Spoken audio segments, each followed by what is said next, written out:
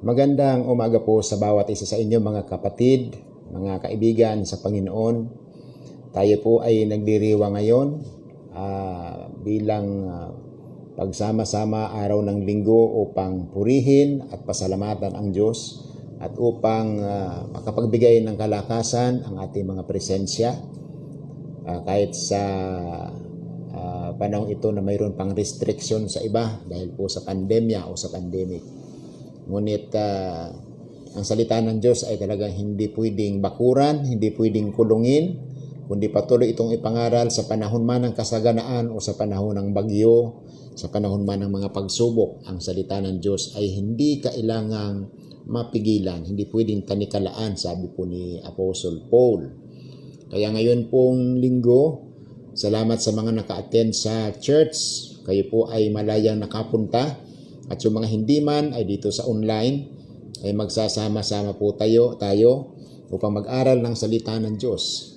Sapagkat alam naman po natin ang maraming mga rehiyon sa ating bansa, umpisa sa Catanduanes o dito sa Bisaya, Bicol region at iba pa mga rehiyon patungo po doon sa Northern Luzon. At tinahak din ng Maynila ay dumaan po ang hindi inaasahan at hindi imbitadong bagyo na si Ulysses. Yan po ang mga unexpected na hindi nakalagay sa inyong programa o sa inyong agenda o sa ating mga pagpaplano.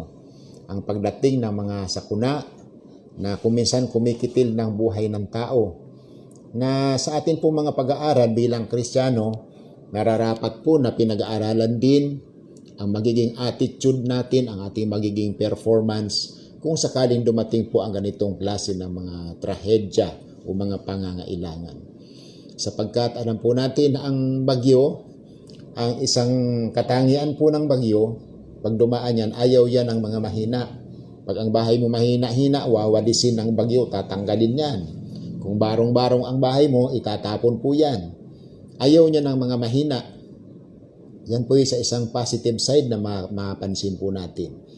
Pero kung ang bahay mo konkreto, mahusay, matibay, sabi sa Bible, nakatayo sa bato.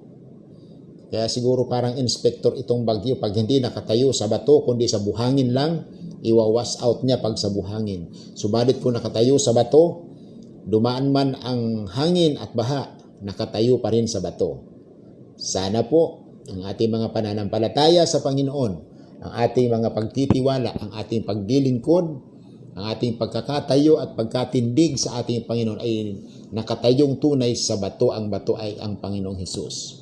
Na kahit dumaan si Ulysses, dumaan po si Typhoon Rolly, hindi po natinag ang ating mga pananampalataya. At sa halip, naging hamon ang mga nagdaang sakuna. Naging hamon ang mga pangyayaring ito kahit na ang COVID. Naging hamon na tayo lalong kakapit sa ating Panginoon in time of needs. Oo. At alam nyo, ang pag-uusapan natin ngayon dito sa aklat ng Korinto, may kaugnayan po sa mga pangangailangan ng mga banal o ng mga tao.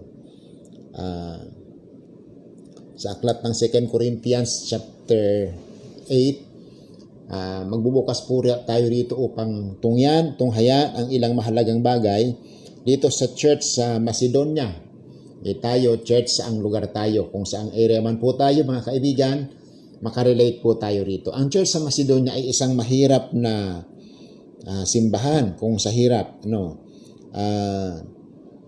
Ang sabi po dito sa verse 2, sa church sa Macedonia, kung papaanong sa maraming pagsubok at kapighatian. Ayan. Ang kasaganaan ng kanilang katuwaan at ang kanilang malabis na karukhaan. Yung rukha, yung malabis, extreme poverty, malabis na karukhaan ay sumagana sa kayamanan ng kanilang kagandahang loob. Ito po ang isa sa napakagandang example nitong church sa Macedonia na sa gitna ng kanilang pagsubok at kapighatian. Mga kaibigan o mga kapatid, ano bang pagsubok at kapighatian? Namimighati. Parang ang hirap-hirap ng kalagayan ng mga kapatid na ito sa Macedonia.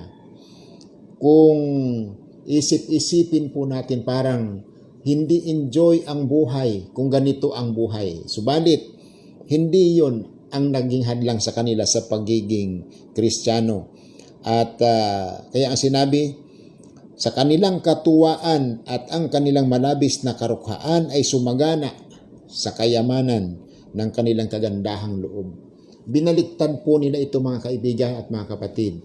Sa gitna ng extreme poverty, nagkaroon sila ng kagalakan sa kanilang mga puso.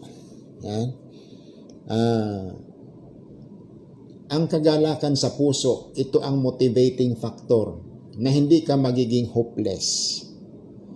Hindi ka magsi-self-pity. Ano ang kanilang unang ginawa?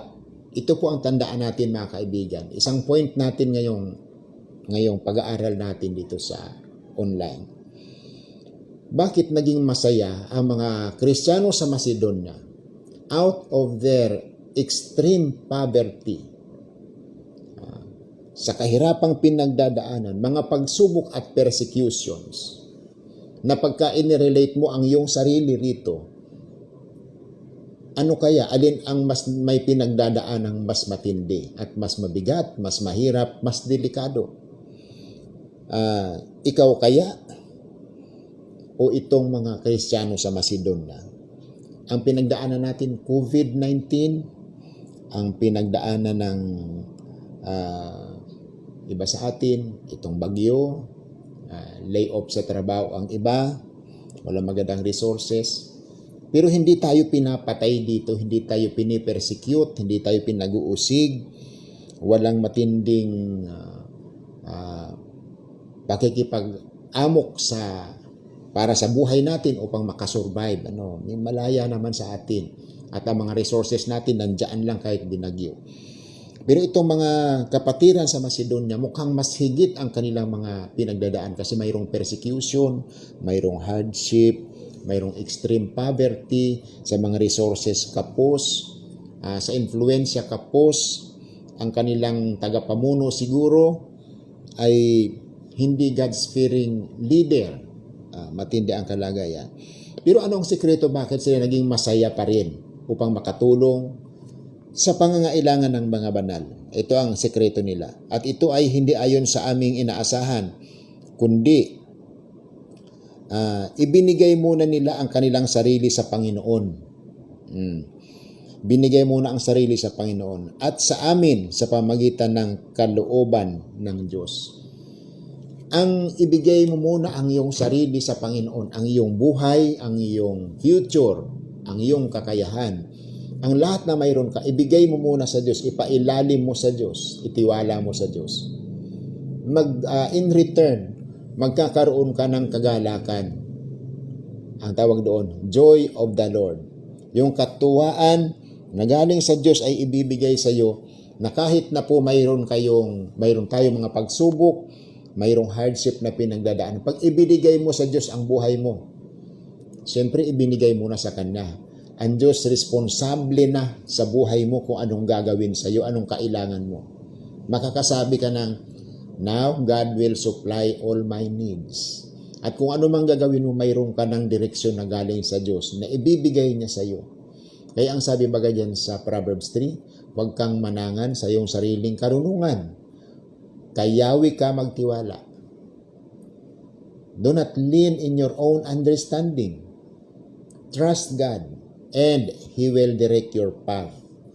Kahit na yung mga landas mo, mga gagawin mo, pag ikaw ay nagpasakop ng buong buo sa Panginoon, kapatid, kaibigan, bibigyan ka ng direksyon ng Diyos. Ang mga mata ng Panginoon ay pangungunahan ka upang makita mo ang mga dapat mong gawin. Hindi mo nakikita dati. Yung pangarap na hindi mo naging pangarap ay ngayon ay magiging pangarap mo. Ang pagsalo sa opportunity na kalakip ng mga araw at panahon. Makikita mong time is gold and we need to redeem the time.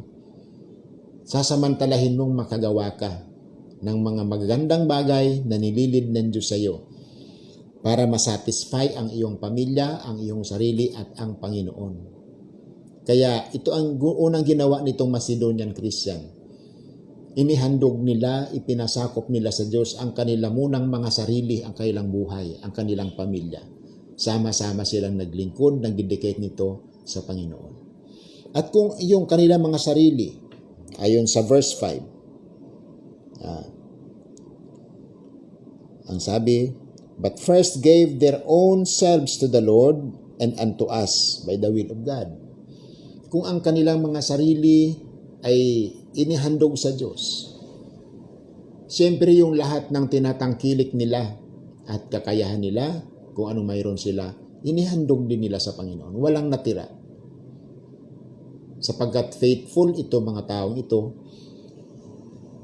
hindi sila magkakaroon ng pag-aagam-agam o alinlangan na ang kanilang sarili, ang kanilang mga properties na natitira, ang kanilang mga maliliit na kakayanan, maliliit na resources ay ipasakop din sa Diyos. Kaya nga, nang dumating itong ministry ni Pablo at nangalap ng tulong para sa misyon, halos mag-atubili sina Pablo humingi ng tulong para magmisyon dito sa Macedonian Christian. Sumalit itong mga Macedonian persons pa, itong mga Kristiyano sa Macedonia, ito, na lubhang ipinamanhik sa amin ang tungkol sa biyayang ito at sa pakikisama sa pangasiwa ng mga abuloy sa mga banal. Ipinamanhik sa amin, sabi ng mga apostol, ipinamanhik ng Macedonian Christian na sila'y patulungin, na sila'y bigyang laya na makatulong. Sila ang nag-request na sa kabila ng matinding mga pagsubok at hardship, sabihin pa natin persecution, sila pa ang humingi ng pahintulot. Nabigyan niyo kami ng laya na tumulong sa pangailangan ng mga banal. Yan po. Yan ang isang napakagandang attitude ng mga taong ito, ng mga Kristiyanong ito sa Macedonia. Alam natin na ang ganung klase ng espiritu, alam nila, pinamumuhay nila yung it is more blessed to give than to receive. At sa pagbibigay po, sa gawain ng Panginoon, walang restriction dito kung ikaw ay mahirap at mayaman man. Ano man ang kalagayan mo, tinitingnan ng Diyos yung kanilang puso, ang kanilang isip, ang kanilang motibo, ang kanilang pananampalataya. Yan po ang tinitingnan ng Panginoon.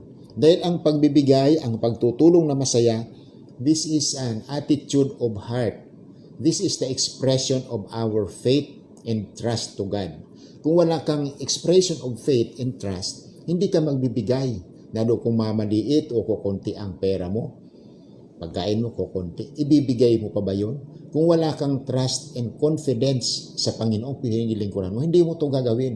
Iisipin mo pa paano na yung bukas. Wala nang iba nito. Kasi wala kang trust na sabi ng Diyos, God will supply all your needs. Huwag mong problemahin ang bukas sapagkat ang bukas ay mayroong sariling pangangailangan at may sarili siyang problema. At bukas alam ng Diyos ang needs mo, ang mga pangangailangan, ang struggles mo. Alam ng Diyos yan yung bukas mo. Kailangan lang magtiwala ka sa Kanya. Kaakibat ng kikilos ka kung ano ang mga guidance ng Diyos sa iyo na gawin mo sa araw-araw. At kalakip ng iyong paggawa, ang saya at kagalakang gumawa at tumulong magpagamit sa Diyos. Laging daladala mo yan sapagkat ang Holy Spirit ay nandyan sa iyong puso na nagsasabing, anak, maging mapayapa ka because God is with you. He is able to bless you, to provide all your needs. Huwag kang mag-doubt. Tuloy lang. Pag may dapat tulungan, tulungan mo lang. Huwag kang manghinayang. I-manage mo lang ng maayos na nananalangin at nagtitiwala sa Panginoon. Kaya itong sabi dito sa verse 5, kanila munang inihandog sa Panginoon ang kanilang mga sarili. Na Lord, bahala ka na po sa buhay namin. Sa amin pong gagawin para po ito sa kapurihan ng pangalan mo. Gusto lang namin na sundin ang nais mo. And let your will be done. And the will of God in our lives Pag ginawa po yan dito, talagang maliligayahan ka, masasayahan ka because our God is able to change everything. Jesus changes everything. Mga kaibigan at mga kapatid, ito mga dinaanan ng pagsubok, God is able to change everything. Kapit sa Panginoon. Ihandog mo ang sarili mo sa Diyos. Ang future mo. Kahit mayaman ka ngayon, kung hindi ka nakakapit sa Diyos, maaring next year, baka ang yaman mo wala na. O baka ikaw ay wala na. Ang pinakamabuting bagay, iting ginawa ng Macedonian Christian. Inihandog nila, they gave first themselves to the Lord sa verse 5, and unto us. Ibinigay talaga ng Macedonian Christian ang kailang buhay kay Lord. Kaya, faithful and happy giver and supporter sila. Ngayon ho, tayo mga Kristiyano sa kung saang lugar, kayo ba ay hindi masyadong naapektuhan ng bagyo? Hindi ba kayo masyadong nasalanta? O nasalanta man? Gusto nyo bang tumulong? Tumulong kayo sa mga nasalanta ng bagyo. Pwede kayo magpadala ng inyong mga pwedeng maitulong sa mga kapatirang kilala nyo. Baka may pinsan kayo doon sa nagrabihan ng bagyo. Kumustahin nyo? Magtanong kayo, ano ba ang pwede kong itulong sa inyo dyan ngayon? Mukhang nagrabihan kayo ng bagyo. Huwag nang makiramdam lang. Kasi kung nakikiramdam ka lang, mapipressure ka lang, ma-stress ka lang. Kasi sa dami mong mararamdamang nangangailangan, talagang maraming problema ang pwede mong masalo. Pero nakikiramdam ka lang, marami kang mararamdaman. Kinaumagahan, sa sunod na araw, masama na ang pakiramdam mo dahil nakikiramdam ka lang.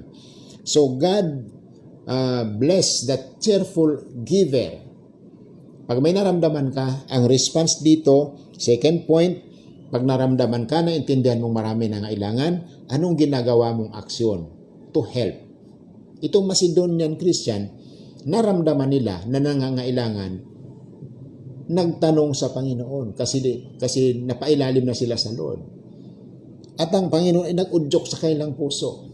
Sabihin niyo sa mga apostol, bigyan kayo ng kalayaan, huwag kayong limitahan kahit kayo'y nasa pagsubok. Sabihin niyong tutulong kayo ayon sa inyong makakaya. At ang kanilang nakayanan, mga kapatid, alam niyo kung paano, anong measure? Sa kanilang matinding kahirapan, ang kanilang tulong ay higit doon sa kakayahan na meron sila. Bakit nagkaroon sila ng support at tulong na higit sa kakayahan nila? Bakit higit? Kasi kasama nila ang Diyos. Yung hindi nila kaya, nakaya nila ng higit pa. And that's wonderful, brothers and sisters. Akala nila, kaya lang nilang tumulong 5 sakong bigas. Yun pala ang kaya nila, 10 sako ang kanilang nakumpuni para itulong sa nangangailangan. Like that example. Higit kaysa doon sa kanilang makakayanan. Kasi tinulungan sila ng Panginoon. Nagbigay ang Diyos ng pananampalataya, nagbigay ng idea, nagbigay ng opportunity, nagbigay ng favor, nagbigay ng lakas, at higit sa lahat, masaya silang naglingkod at tumulong. God loves a cheerful giver. Hindi murmurings, hindi murmurings, kundi kagalakan, humingi ng opportunity makatulong. Kaya mga kapatid, tayo din naman, wag lang makiramdam. Humingi pa ng opportunity. Kaibigan, ikaw ba'y humihingi na ng opportunity na Panginoon, gusto ko pong tumulong. Ano pong pwede naming maitulong? Out of our needs and poverty. Sabihin mo din sa Lord yung mga poverty mo, yung mga sacrifices mo. Alam ng Diyos yan. I know your works and your sacrifices, sabi ng Panginoon. I know your tribulations. I know your sufferings. Alam ng Diyos at tutulungan ka kapag ka ikaw ay nag-decide. So, alamin ang mga kamag-anakan, mga kaibigan, kapatiran na masyadong nangailangan, mga kaibigan, mga kapatid. At mag-extend tayo ng tulong, panalangin, encouragement, to hold on to God, to keep holding in His Word, in His promises. Sabihin natin doon sa mga contacts natin, magpakilala kayo, mag-remind kayo. Alam niyo, reminders niyo, nakakatulong yan na hindi tuluyang magupo ang pananampalataya, hindi magupo ang kumpiyansa ng tao. Kasi mayroon ako nakita na praning na nga yung anak. Na praning, naglalakad ng hindi alam ang ginagawa. Yung nanay payat na. Kaya ang ginawa po ng mga kapatiran natin, naghasi-hasi para makatulong doon sa mga pamilya. At salamat din doon sa mga kapatiran natin sa Every Home for Christ. I-promote ko yung Every Home for Christ, mga kapatid at kaibigan. Napakagandang partner sa ministry ng Every Home for Christ. Gusto talaga nila ng ministry ito. Every home in the Philippines. Every family, to the last family sa 81 provinces ng Pilipinas ay maabot ng pag-ibig at katapatan ng kabutihan ng Diyos. Abutin, hindi lamang turuan, gabayan, palakasin espiritual, kung may maitutulong na material na bagay, pagkain o anuman, handang tumulong ayon sa makakayanan, ayon po sa mga direksyon at blessings ng Lord na pinadadaloy. Kaya kung mayroon kayong mga maitutulong, kung kayo mayroon din lang, huwag mag-atubili. Sabi po sa Santiago 1:27, mga kaibigan, pandagdag po itong challenge sa atin. Ang Pilipinas napakaraming relihiyon. Pero ano ba ang tunay na relihiyon? Ang relihiyon mo ba ay ginagawa ito? Ang sabi sa Santiago 1:27, ito ang tunay na relihiyon na kinalugdan ng Diyos. Ito ay ang tulungan ang mga ulila at mga balo sa kanilang kahirapan. Tulungan ang mga nangangailangang masyado sa panahon ng kanilang kagipitan. At ingatan ang sarili na huwag mahawaan ng kasamaan sa mundong ito. Yan ang tunay at marka, yan ang trademark ng tunay na relihiyon. Pagiging matulungin, lalo sa panahon ng pangailangan. Pero ingatan ang sarili na huwag mahawa sa kasamaan ng mundong ito. Kundi sa halip makita ang pagmamahal ng Diyos sa ating mga buhay, ang ating pagpupursigi, ang ating pong pagtatsaga na hindi lamang sarili ang ating iniisip. Dahil kung sarili mo lang isipin mo, hirap na yung paligid mo, di ka man lang tumutulong, baka yung paligid mo ang humold up sa iyo at magnakaw sa iyo, mas lalong malaking problema. Tulungan natin. Mas mainam na yung nag-express ka, nagpakita ka ng pagmamahal sa iyong kapwa dahil ma-express mo pa na ginagawa mo yan sa kapurihan ng ating Panginoon. So, iyan po. Ayan ang tunay na marka o tatak ng relihiyon. At panghuli, sumobra pa ang kanilang naiambag. Meron pong isang hamon na kapag ka ikaw ay nanalangin, pag tumugon ang Diyos sa panalangin mo, hindi sapat. Kung hindi sapat, di kulang ba? Hindi rin kulang. Pagka ang Diyos tumugon sa panalangin mo, pag nagpadala siya, laging sobra. Hindi kulang, hindi sakto, kundi ang Diyos pag bumigay, pag nagbigay, pag tumugon sa iyong prayers. Kung ikaw ay gusto mag-asawa, ang panalangin mo, maganda ang iyong mga pangasawa. Ang ibibigay ng Diyos, magandang maganda. Sobra, no? Magandang maganda, hindi lang maganda. Okay? Kung sa pagkain naman, hindi siya magbibigay ng sapat lang, kundi sobra.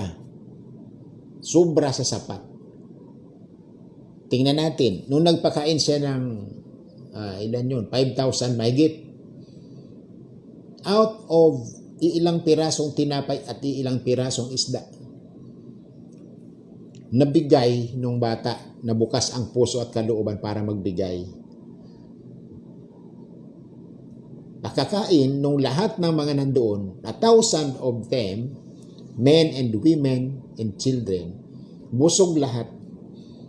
At pagkatapos, ginather yung mga fragments or yung mga sobra.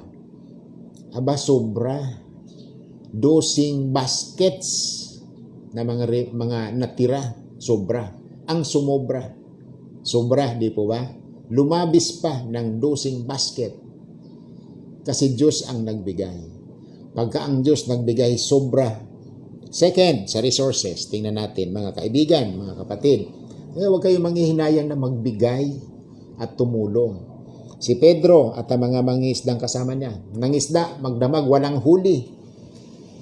Aba, ayaw ng Diyos na wala kang huli at di ka ma-provide. Ayaw ng Lord yan. Kaya kung lagi kang kapos, alam nyo, nasa landas ka na hindi gusto ng Diyos. Pwede kang dumaan sa kapos pero hindi mag-i-stay ka dyan. Dadaan ka nga lang. Pag sabing dumaan ka lang, hindi ka nag-i-steady. Dumaan lang. Sa unahan, lampas na.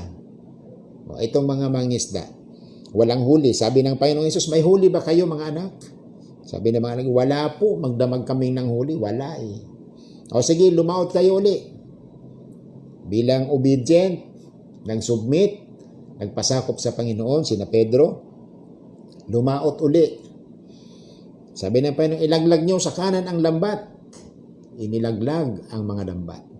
Sa loob lang ng mga ilang minuto, napansin nila, may huli. At mamaya napansin nila, mukhang napakaraming huli. At nang binatak nila, alam nyo mga kapatid, mga kaibigan, kaya ito isinulat na ganitong kasaysayan upang mayroon tayong salamin na ang Diyos di nagbabago. Nang binatak nila ang lambat, halos mapunit ang lambat dahil puno ng isda, malalaking isda, hindi maliliit. Puno ng isda, malalaking isda. At nang ilagay sa bangka, sobra. At ang sabi, malulunod ang bangka. Kaya ang ginawa nito mga alagad, tinawag yung kanilang mga kasamaan sa ibang bangka at nilagay din ang ibang isda at napuno rin ang kanilang mga bangka. Sapagkat doon sa bangka nitong nina Pedro, sobra-sobra ang huli. Bakit? Diyos ang nagbigay. Galing doon sa walang huli, lulupay-lupay sila, naglilinis ng lambat, basura ang nahuli, eto nang sumunod sa Panginoon ng pinagpala ng Diyos. Sobra-sobra. Kaya pag ang Diyos nagbigay, sobra. But my God shall supply all your needs. Hindi some of your needs. All your needs. According to His riches. According to what? According to God's riches. Hindi according to your riches. Ang riches ng tao, limitado konti. But God's riches is unlimited, is great and multitude. Yun po mga kapatid. Kaya yung mga Macedonian, masaya sila. Bakit? God will supply all our needs, even we give all our treasures and foods. God will provide. Kaya masaya sila eh. Kapatid, ikaw ba? Sarili mo lang iniisip mo? Madami kang pagkain, mapera ka. Ilan bang natulungan mo ngayong dumaan ng bagyo? Nagkunik-kunik ka man ba? Nagtanong-tanong ka ba sa mga kaibigan mo, kakilala mo kung saang probinsya, saang lugar na nasa lanta, nakita mo sa telebisyon at iba pa, o naramdaman mo lang, ay oo nga, no, kawawa sila, naramdaman naawa ka, wala ka namang ginawa. Anong silbi nung naawa ka? Walang silbi. Ang maganda doon, nag-usyuso ka, kahit nakabigay ka man lang sa 2 pamilya, pwede namang nakontak mo sila. Ang dali naman sa social media ngayon, nakakakontak naman eh. Kahit sa Amerika, makukontak ka, makukontak mo. Kahit saan, posible na. Gaya sa napapanood natin ngayon dito sa screen, nahahamon na ba kayong tumulong? Pagka may napansin ko talaga kailangan, huwag kayong magkuripot mga kapatid at kaibigan. Huwag kayong magkuripot. Be generous. Hindi ka maubusan. Basta ipag-pray mo yan, itiwala mo sa ating Panginoon. God will surely bless you, mga kaibigan. So yun ho, tanda na mayroon kang relihiyon, tanda na mayroon kang Kristo, be a cheerful giver.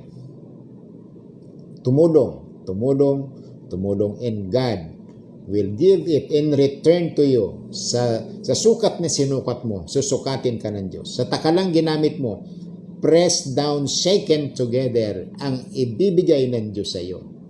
So, hindi ka magkukulang. Ibibless ka ng Diyos at mai-enjoy mo yan. So, sana ngayong umaga, mga kaibigan, mga kapatid, dumaloy ang blessing sa inyo, sa ating lahat.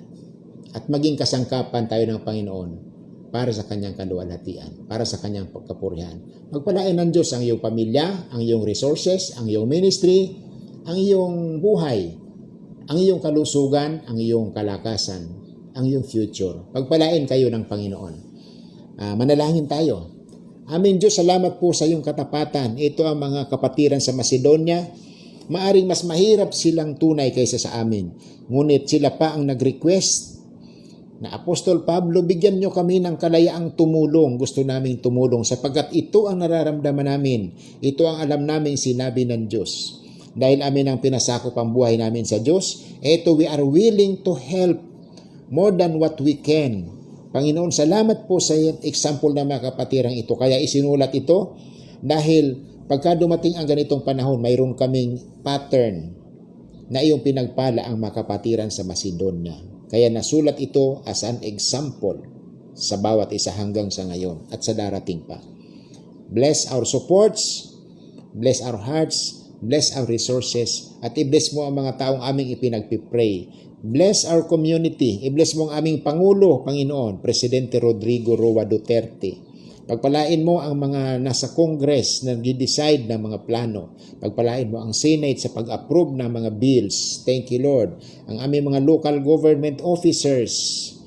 Pagpalain mo, Panginoon, at ang bawat pamilya, every home must be for Christ. Salamat po, Panginoon, sa iyong mga salita. Ang salita mo ay buhay at ilaw sa aming mga buhay, sa aming mga tahanan. Mapurihan ka, Panginoon, sa aming paglilingkod. Bless us and use us for your glory. Lahat kami, whoever we are, maging useful, maging fruitful sa ministry para sa iyo, Panginoon. At ibigay namin ang aming sarili sa iyo, sa paglilingkod, at ang aming future, ang aming pamilya. Sa iyo lamang namin ipagagamit, Panginoon, for your glory as your instrument. In Jesus' name we pray. Amen. Amen. God bless you at salamat sa inyong pakikinig na pagpala nawa kayo ng ating Panginoong Hesus. Amen.